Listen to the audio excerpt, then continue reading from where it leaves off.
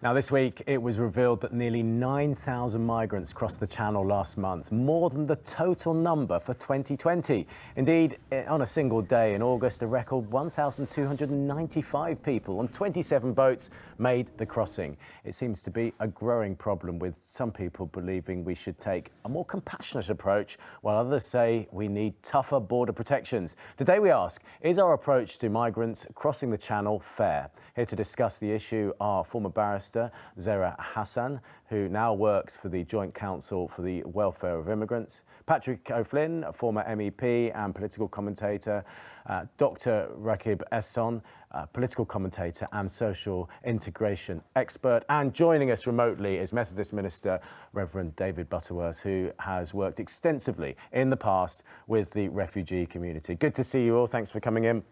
Rakib, to start with you, there's an unprecedented number of refugees, as we've just heard, coming to the country, trying to cross the Channel. Isn't it clear that the efforts that we have to stop them, one of them being the Rwanda policy, are just not working, and we just need to be more compassionate? Well, I think we have to make the point that, as it stands, the UK-Rwanda migration partnership is not going according to plan. And it'll be very interesting to see whoever is the next Prime Minister, who is the next Home Secretary. If it's Suella Braverman, there is the possibility that the government, because it is quite clearly strongly committed to the UK-Rwanda partnership, there will be a discussion about the UK's position and relationship in relation to the ECHR in order to facilitate the deportation of individuals to countries such as Rwanda. So whatever happens, what do you think we need to be doing? Because if you think it doesn't seem to be working, is it harder things like the Rwanda policy, or is it being more compassionate? Well, I think we need to have a debate about tougher border protections. I think at the moment our border security leaves a lot to be desired, and I do think that we do have a problem with illegal immigration. And I think the issue here is that, as it stands, when it comes to our asylum system, there's this kind of Darwinian survival of the fittest arrangement, where largely able-bodied young men who can take on physically demanding journeys, which are facilitated by grotesque people smuggling infrastructure. But if they're genuinely being persecuted in their country, isn't that's why they're doing it? They're desperate. Well, of course. I think that we need a well-structured asylum system which assesses persecution and violence risk. I think my point is a significant chunk of those who are crossing the Channel originating from Albania. Albania is not a conflict-ridden territory. In fact, the last time it had an internal conflict was back in 1997, the Civil War. OK. I mean, Zara, that's a fair point, isn't it? That we're seeing a high number, very recently, of Albanian asylum seekers that are crossing the Channel. That country isn't at war at the moment. And then, you know, when we think about that, we're eager to help Ukrainian refugees, but when it comes to those crossing the Channel, our attitudes feel sort of quite different. There's a lot of stuff to unpack there, isn't there? There is a lot. I think the main thing to kind of start with is that on the Albania point, you know, this is a completely unevidenced position that Rakib has just said. There are many people from Albania who are fleeing trafficking and exploitation. There are a number of reasons under the Refugee Convention why people can claim asylum in a country, not just war. It could be fleeing persecution on a number of different grounds.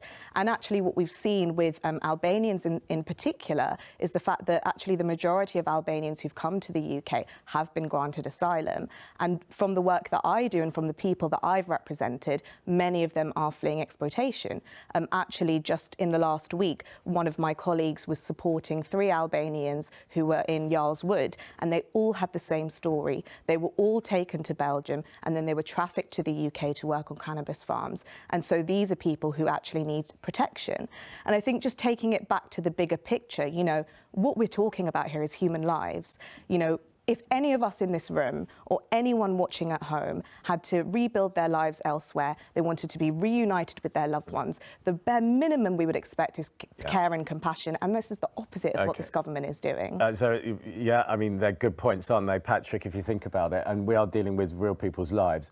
And there are all sorts of stories and figures that are shaped into certain ways to get a certain point of view across. And you think about this week, the Home Secretary, Priti Patel, was criticised for saying that most of those crossing the Channel were economic migrants. But then when we look at the facts, new Home Office statistics show that since 2018, 94% of people arriving in dinghies have claimed asylum, and only 8% of those applicants are considered to be refused. So the vast majority are genuine asylum seekers. Well, the majority of cases, I think, are still going through the system, because the vast majority of the dinghy arrivals have happened in 2021 and the first 8 months of 2022. We went from 1,800 in 2019 to 8,000 in 2020 to 28,000, and now we're heading to something like 50,000 by the end of this year. But I think Sarah kind of makes the opposite point for us, in that she's quite right that even taking Albania, which is, you know, a NATO country in the queue to become an EU country, not a war zone, but under the current global asylum system, undoubtedly many of the people coming from there to the UK have plausible claims, and that just shows there are actually hundreds of millions of people across the world who, could they get to the UK, would have a plausible claim for asylum. But the system is broken. You know, half the people we invited in a year ago from Afghanistan are still in hotels. We had to come up with this Michael Gove's novel plan for Ukrainians to get kind of people with posh houses and spare bedrooms to put them up there, because our social housing is under so much pressure. And now the government's going around bullying local authorities to reallocate social housing from people who've been waiting for it for years. So there's the point, you know, it's a bit crass to simplification to say we're completely full up, but we obviously need a system where we the threshold, it's too easy to yeah, and we need to go and find the in. people in most need, not just see who. Let's put that to Reverend Butterworth. So that is a good point, isn't it? That it's very easy to come here. If you look at the requirements, it's very easy to be asylum seeker. And actually, just looking at the figures, 75% of those arriving on small boats were men aged 18 to 39. It's not a good look, is it, when we're in a cost of living crisis? Well, it isn't, but the young men that are coming are being sent with great vulnerability by their families to make a safe space for them here in the UK. It's not by choice. It's not by let's do this or we want to like to do this. It's not a jolly. It's a life-saving opportunity by these young men being sent by their families to be there to receive them and to make sure there's a safe passage for them. We've got to do more, and we can do more. And to just go back to your previous guest speaking, it's not people in posh houses opening their front doors or their mansions. It's local people, you know, in ordinary houses or flats and accommodation that have got a heart as big as a lion to say, I want to be able to help these people beautifully, exactly how I would want to be helped myself. I mean, that's a fair point. If my family was fleeing persecution, Zara, they would probably send me first to build a home or just get a home and then bring the rest of the family. I sort of get that. But the fact is, there are people who feel really strongly about this, that we are in a cost of living crisis. Yeah. So Carol has got in touch on Facebook. She says it's shameful how we allow this to happen when people are struggling to make ends meet. That is a good point, isn't it? I think the really important thing to say here is that it's completely understandable that people are worried about the situation in this country, but we have to look at who is to blame for that. Who is to blame for that is this government. It's this government, it's their rich friends, it's the media they own, it's the big corporations that are putting profit over people, and it's the fact that essentially what we're seeing is this government trying to use refugees as scapegoats. It's not the refugee who is living off £30 a week trying to make ends meet who is the problem. It's not the migrant worker delivering food to your homes who is the problem. It is big business. It is this government decision-making that has plunged us into economic crisis. Yeah. And it's the multiracial working class who are suffering as a result. But we are where we are. Rakib, so a moral duty. You know, you think about people around the world, there are war zones, there are people who are desperate.